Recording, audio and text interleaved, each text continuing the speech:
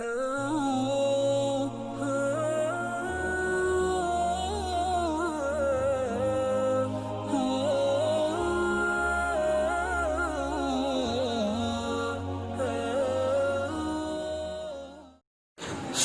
مدینہ راحت قلب و سینہ صلی اللہ تعالی علیہ وآلہ وسلم نے فرمایا، جو بھی اہم کام بسم اللہ الرحمن الرحیم کے ساتھ شروع نہیں کیا جاتا وہ ادھورا رہ جاتا ہے۔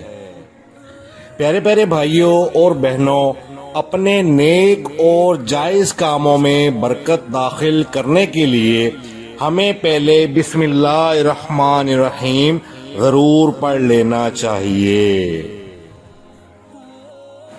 یا رب مصطفیٰ عز و جل وصلی اللہ تعالی علیہ وآلہ وسلم، ہمیں بسم اللہ الرحمن الرحیم کی برکتوں سے مالا مال فرما، اور ہر نیک و جائز کام کی ابتدا میں بسم اللہ الرحمن الرحیم پڑھنے کی توفیق عطا فرما۔